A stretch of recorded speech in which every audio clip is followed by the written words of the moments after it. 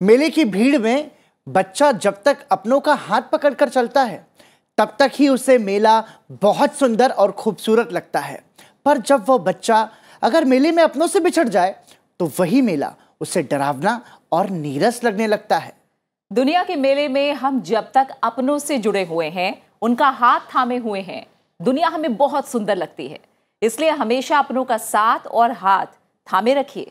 सभी शब्दों का अर्थ मिल सकता है, लेकिन जीवन का अर्थ जीवन जीकर और संबंधों का अर्थ संबंध निभाकर ही मिल सकता है। जिस इंसान के पास समाधान करने की शक्ति जितनी ज्यादा होती है, उसके रिश्तों का दायरा उतना ही विशाल होता है।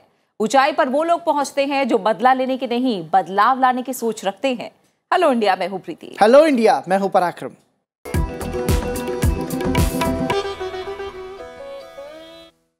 और आइए शुरुआत करते हैं देश की बड़ी खबरों के साथ।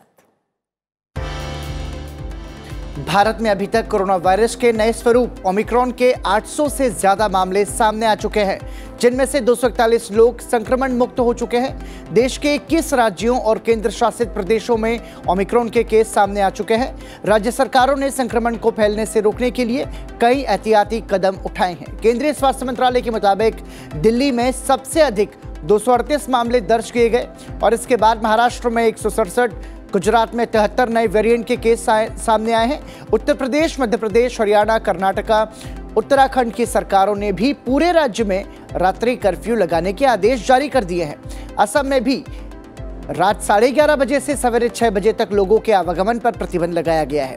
देश में अब तक 143 करोड़ 15 लाख से अधिक कोविड टीके लगाए जा चुके हैं। स्वस्थ होने की राष्ट्रीय दर 98.40% है, जो मार्च 2020 के बाद से सबसे अधिक है।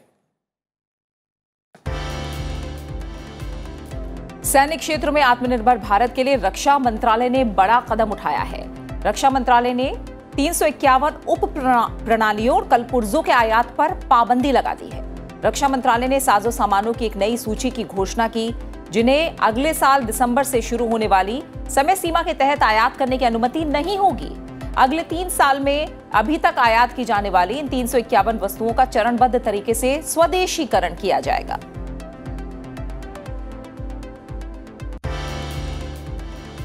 सेना ने हाल ही में प्रौद्योगिकी के क्षेत्र में अनुसंधान और प्रशिक्षण के लिए मध्य प्रदेश के महू में military college of telecommunication engineering में क्वांटम प्रयोगशाला की स्थापना की है। भारतीय सेना ने इसी संस्थान में एक आर्टिफिशियल इंटेलिजेंस केंद्र भी स्थापित किया है। यहां पर अत्याधुनिक साइबर रेंज और साइबर सुरक्षा प्रयोगशालाओं के माध्यम से साइबर संघर्ष पर प्रशिक्षण दिया जा रहा है। क्वांटम प्रौद्योगिकी के क्षेत्र में भारतीय सेना द्वारा किए गए शोध अगली पीढ़ी की संचार व्यवस्था तक तेजी से पहुंचने में मदद करेंगे। क्वांटम की डिस्ट्रीब्यूशन, क्वांटम संचार, क्वांटम कंप्यूटिंग और पोस्ट क्वांटम क्रिप्टोग्राफी भविष्य के प्रमुख क्षेत्र हैं।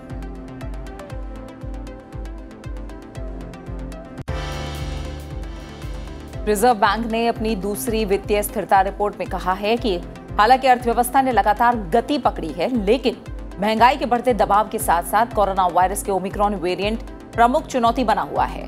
बुधवार को जारी रिपोर्ट में आरबीआई गवर्नर शक्तिकांत दास ने कहा कि अप्रैल-मई 2021 में कोविड दूसरी लहर के बाद अर्थव्यवस्था में लगातार सुधार हुआ है। हालांकि वैश्विक अर्थव्यवस्था की स्थिति और हाल ही में कोविड वायरस के नए वेरिएंट ने मुश्किलें पैदा की है। आरबीआई गवर्नर ने आगाह भी किया कि सकल एनपीए सितंबर 2022 तक 8.1 से 9.5% तक बढ़ सकता है।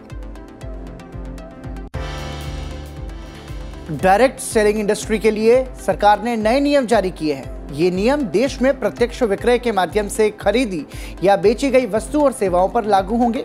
इसके साथ ही उपभोक्ताओं को वस्तु और सेवाएं देने वाली सीधी बिक्री से जुड़ी कंपनियों पर भी ये नियम लागू होंगे। ये नियम उन कंपनियों पर भी लागू होंगे जो देश में स्थापित नहीं है लेकिन उपभोक्ताओं को वस्तु या सेवाएं उपलब्ध करा रही हैं। इनसे पिरामिड और धन प्रसार योजनाओं पर लगाम लगेगी और कंपनियां कस्टमर्स की शिकायतों के लिए जवाबदेह भी होंगी। इन नियमों का अधिसूचना की तिथि से 90 दिन के भीतर प्रत्यक्ष विक्रय से जुड़ी मौजूदा कंपनियों को इनका अनुपालन कराना होगा। ई कॉमर्स के जरिए सीधे बिक्री कर रही कंपनियों को भी इन नियमों का पालन करना होगा। देश के उच्च शिक्षा संस्थानों में नवाचार, स्टार्टअप और उद्यमिता विकास के मामलों में इस साल आगे रहे संस्थानों की रैंकिंग जारी की गई है।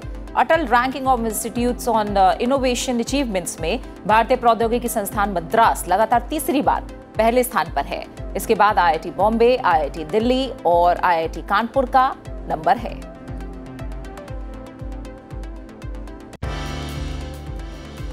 बारिश और शीतलहर से उत्तर भारत में कड़ाके की ठंड बढ़ी है। जम्मू कश्मीर के गुलमर्ग में पारा 0 से 10.4 डिग्री सेल्सियस नीचे पहुंचा है। वहीं राजस्थान, पंजाब और हरियाणा के कई स्थानों पर तापमान में गिरावट दर्ज की गई।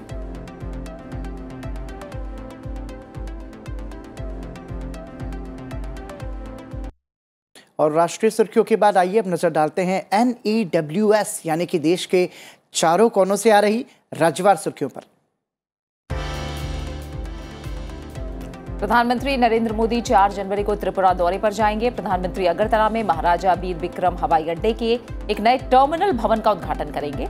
इसका निर्माण 3400 करोड़ रुपए की लागत से किया गया है। एयरपोर्ट अथॉरिटी ऑफ इंडिया के चेयरमैन संजीव कुमार ने तैयारियों का जायजा लिया।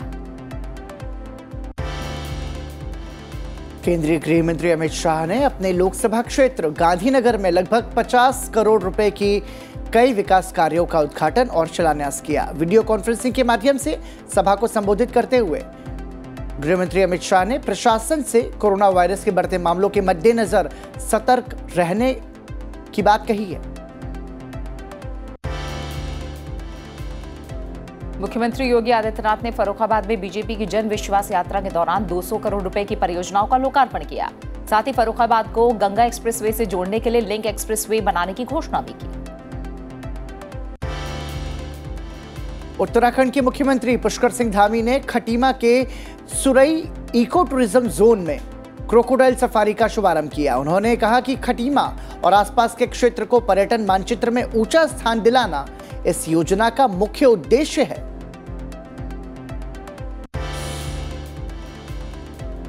पंजाब के मुख्यमंत्री चरणजीत सिंह चन्नी ने 58 नई सरकारी बसों की शुरुआत की। इसमें PRTC की 30 बसें और पन बस के 28 बसें शामिल हैं। मुख्यमंत्री ने खुद कुछ दूर तक बस का संचालन किया। राज्य के बेड़े में पहली बार 400 करोड़ रुपए की लागत से 842 आधुनिक वाहन शामिल किए जा रहे हैं।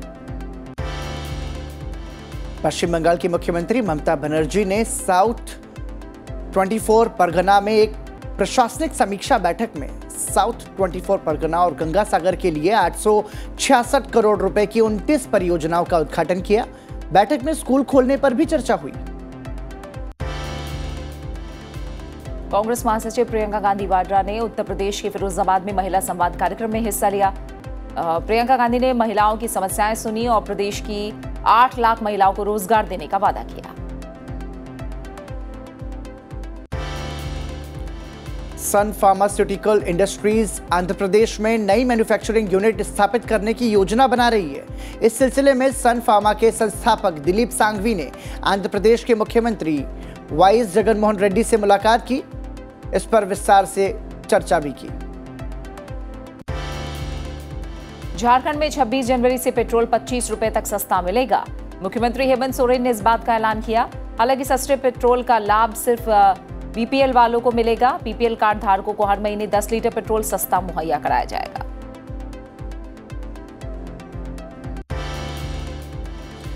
अमरनाथ यात्रा की तैयारियों के बीच जम्मू में उच्च स्तरीय बैठक हुई। इसमें उपराज्यपाल मनोज सिन्हा ने अमरनाथ श्राइन बोर्ड के सदस्यों और अधिकारियों से कई प्रकार की जानकारी ली। उन्होंने कहा कि श्रद्धालुओं को अति आधुनिक सुविधाएं उपलब्ध करवाई जाएंगी। मुख्य निर्वाचन आयुक्त सुशील चंद्रा के नेतृत्व में निर्वाचन आयोग के 13 सदस्यीय दल ने लखनऊ में उत्तर प्रदेश के पुलिस महानिदेशक, गृह और व्यय विभाग के अधिकारियों के साथ बैठक की और विधानसभा चुनाव की तैयारियों का जायजा लिया। नागालैंड फायरिंग मामले में जांच के लिए एक टीम मोन जिले के ओटिंग गांव पहुंची। सेना ने राज्य की जांच टीम को उन सैनिकों का बयान दर्ज करने की अनुमति दी है जो इस घटना में शामिल थे। 4 दिसंबर को हुई हिंसा में 14 आम नागरिकों की मौत हो गई थी।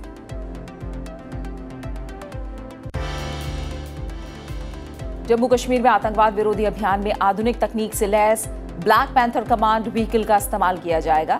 जम्मू कश्मीर के DGP दिलबाग सिंह ने इसे हरी झंडी दिखाई। हाई और नाइट विजन 14 कैमरों से लैस ये बुलेट प्रूफ गाड़ी रात के अंधेरे में हमला करने में सक्षम है।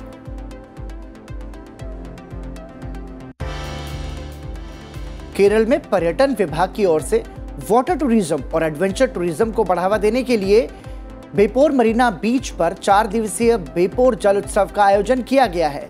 इसमें भारी संख्या में भीड़ उमड़ रही है। इसमें कयाकिंग, बाउंस राफ्टिंग, नौकायन, रेगाटा जैसे विभिन्न कार्यक्रमों का आयोजन किया गया है। कोरोना के बढ़ते मामलों के बीच बिहार सरकार ने नए साल के मौके पर संभावित भीड़ को देखते हुए 31 दिसंबर से लेकर 2 जनवरी तक सभी पार्क और चिड़ियाघर को बंद रखने का आदेश दिया है। इस दौरान लोग पिकनिक मनाने के लिए पार्क में नहीं जा सकेंगे।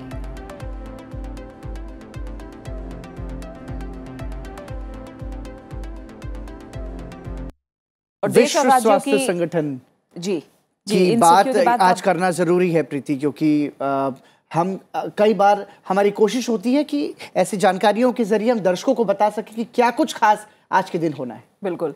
विश्व स्वास्थ्य संगठन ने कहा है कि पिछले हफ्ते की तुलना में जो दुनिया भर में दर्ज किए गए कोविड-19 मामले हैं, उनकी संख्या में 11% का इजाफा हुआ है।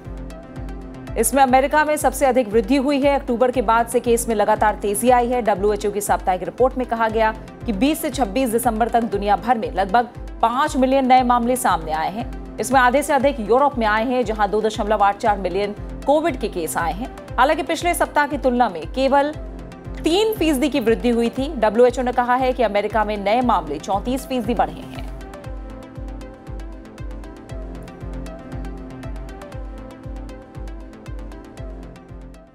और इस खबर के बाद आइए अब नजर डालते हैं आज की गतिविधियों पर।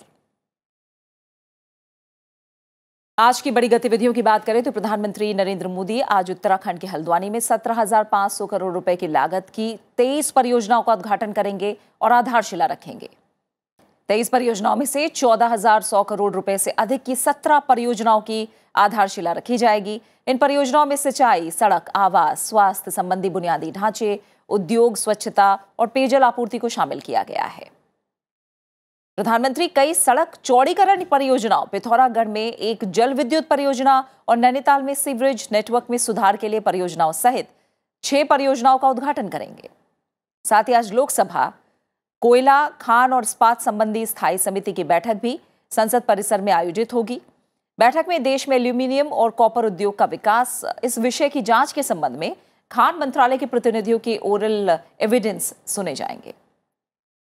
साथ ही लोक लेखा समिति की बैठक भी आज होनी है। इसमें कर संबंधी मुद्दों पर विचार किया जाएगा। गुजरात के सूरत जिले के कोसंबा रेलवे स्टेशन को नया रंग रूप मिला है। कोसंबा रेलवे स्टेशन को मधुबनी पेंटिंग से सजाया गया है और मधुबनी कलाकारों ने ये काम किया है। हम एक ब्रेक के लिए रुकेंगे। आप मधुबनी बिहार की ये जो कला है उसे देखिए। गुजरात के रेलवे स्टेशन पर इसकी सजावट यात्रियों को बेहद आकर्षित कर रही है। वहीं कोरोना के समय के दौरान जो रोजगार खो चुके मधुबनी पेंटिंग कराने वाले कलाकार हैं, करने वाले, उनको आमदनी भी मिली है। रेलवे स्टेशन को CSR प्रोजेक्ट के तहत एक निजी कंपनी की मदद से रेनोवेट किया गया। ब्रेक पर जाते जाते आप देखिए ये खूबसूरत नजारा।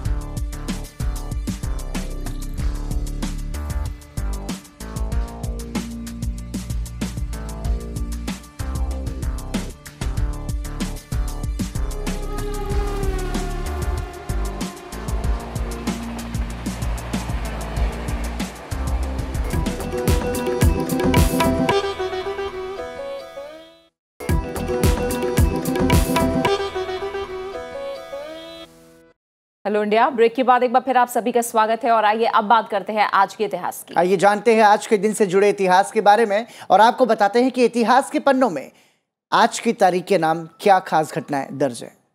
30 दिसंबर वर्ष 1935 में मैनुअल आरो का जन्म हुआ। आरो ने 1950 के दशक में विश्व स्तर पर शतरंज के खेल में भारत को पहचान दिलाई। वे 9 बार भारत के राष्ट्रीय चैंपियन रहे। वो अंतर्राष्ट्रीय मास्टर खिताब से सम्मानित होने वाले भारत के पहले खिलाड़ी हैं।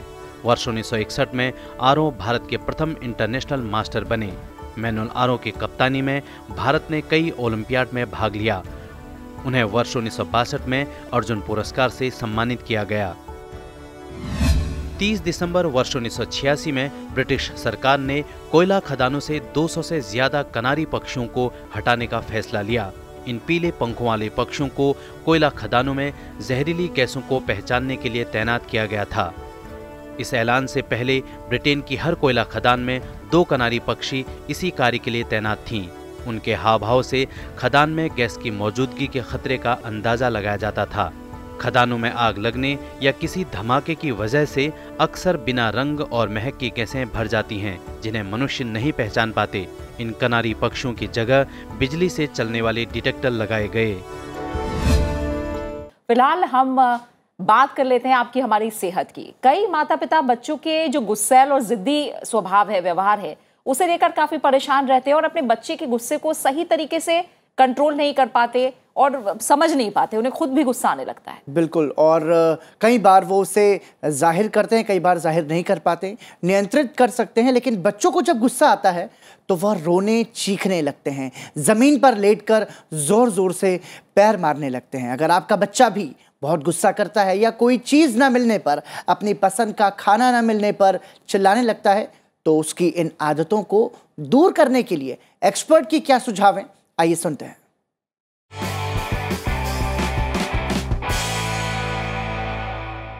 एंगर इश्यूज़ बच्चों में भी बहुत होते हैं। और देखिए, जो एंगर इश्यूज़ है ना, ये एक जेनेटिक बिहेवियर नहीं है, एक लर्नड बिहेवियर है।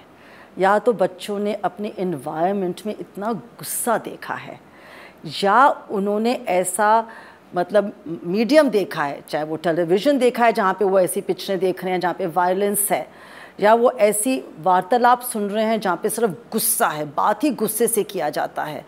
तो ये बहुत देखना ज़रूरी है कि एंगर बच्चों में अगर बचपन से शुरू हो जाएगा तो वो उनकी एक वे ऑफ लाइफ बन जाएगी। उन्हें लगेगा ये ठीक है, ऐसे ही बातचीत करनी चाहिए, मगर बाहर जाके उनको एडजस्ट करने में बहुत प्रॉब्लम हो जाएगी।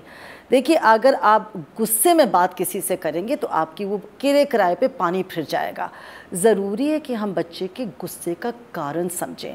कई बार बच्चे इसलिए गुस्सा करते हैं, जैसे मेरे पास आया था अनुभव, वो 10 साल का बच्चा था और मैंने कहा तुम इतना गुस्सा क्यों करते हो, हर चीज़ पे चीखते चिल्लाते क्यों हो, ना तुम अपनी माँ बाप की कोई बात सुनते हो। तो कहता है क्योंकि मेरे माँ बाप मेरी बात नहीं सुनते हैं, वो मेरे पे चीखते चिल्लाते हैं, तो जैसे वो बात करते हैं तो वैसे मैं बात करता हूँ। मैंने देखा है कि वो कभी गुस्सा हो जाते हैं तो अपनी वो प्लेट पटक देते हैं। तो ये बहुत लर्नड बिहेवियर होता है। कोई भी बच्चा जेनेटिकली गुस्सा लेके नहीं आता है, तो हमें एनवायरनमेंट को अपने बहुत अच्छा रखना है और बहुत काम रखना है। देखिए, बच्चे काम हो जाएंगी उनको अगर हम सचमुच उनके साथ टाइम बिताएं, उनके साथ बैठ के कोई कहानी सुनाएं, कोई अच्छे वार्तालाप करें, उनकी इंटरेस्ट की चीज़ें करें। और देखिए, जब बच्चा जैसे रात को सो रहा होता है, अगर वो बच्चे में गुस्सा भी है तो हम उसको सोते हुए उसको थपथपाएं और कहें कि तू बहुत ही अच्छा बच्चा है, बहुत काम बच्चा है, हम आपको बहुत प्यार करते हैं, आप एक बहुत अच्छे बच्चे बन रहे हो। तो बच्चे को थोड़ा सा अप्रूवल लगता है, एक्सेप्टेंस लगता है और बच्चा उस पर खरा होना भी चाहता है। तो मैं ज़रूर कहूँगी, जब माँ बाप रात को सोने से पहले बच्चों से अच्छी बात करें, स्पेशली जब वो सोने का टाइम हो, उनको जाके देखें और उनसे कहें कि आप बहुत अच्छे बच्चे हो और हम इतने प्राउड हैं आपको लेके, आप बहुत अच्छी चीज़ें आप सोचते हो और बड़े होके बहुत अच्छा ही बनोगे आप। तो बच्चे के अंदर एक सेंस ऑफ रिस्पॉन्सिबिलिटी भी आता है, उसे लगता है कि नहीं, मेरे माँ बाप मेरे को इतना प्यार करते हैं और मेरे को इतना समझने की कोशिश करते हैं, मुझे गुस्सा नहीं करना चाहिए। तो ये छोटी छोटी चीज़ों का आप ध्यान रखिए कि बच्चे में गुस्सा आना उसका एक अटेंशन मांगना है। अगर बच्चा कोई चीख रहा चिल्ला रहा है तो उसको एक आपकी नीड है, आप उसको प्लीज़ लिसन करिए, उसे समझिए, उसको टाइम ज़रूर दीजिए। तो बच्चों को समय देना बहुत ज़रूरी है। प्रीति, मुझे लगता है कि जो हमारा लाइफस्टाइल है और उसमें जो बिजीनेस होती है उसमें कई बार हम फॉर ग्रांटेड ले लेते हैं और उतना समय नहीं दे पाते जितना पेरेंट्स को देना चाहिए बच्चों को। और इसीलिए क्योंकि समय नहीं है, बच्चे का गुस्सा है, तो माँ बाप को और ज़्यादा गुस्सा आता है और कहीं ना कहीं जो चेन है चलती रहती है। और जैसा एक्सपर्ट ने बताया भी कि समझिए, और ख़ुद अगर आप शांत रहेंगे तो जाहिर तौर पर धीरे धीरे बच्चे को भी ये समझ में आएगा और कहीं ना कहीं वो भी शांत होना शुरू कर देगा। बिल्कुल। और आइए अब नजर डालते हैं संसद टीवी पर आज प्रसारित होने वाले कार्यक्रमों पर। हेलो इंडिया के बाद 9:30 बजे देखिए हमारा विशेष कार्यक्रम लॉज दैट शेप्ड इंडिया। शाम 7 बजे आप देख सकते हैं समसामयिक मुद्दों पर चर्चा पर आधारित कार्यक्रम मुद्दा आपका। शाम 7:30 बजे संसद टीवी पर आप देखिए कमेटी रिपोर्ट बेटी बचाओ बेटी पढ़ाओ पर आधारित चर्चा। और रात 8 बजे आप दिन भर की बड़ी खबरों पर देख सकते हैं आज की खबर। रात 8:30 बजे देखना ना भूलिए ट्रांसफॉर्मिंग इंडिया, जिसमें बात होगी खासतौर पर सी पोर्ट्स की। रात 9 बजे देखिए एकम सत। रात 9:30 बजे संसद टीवी पर आप देखिए पर्सपेक्टिव। और रात 10 बजे ग्लोबल डिबेट।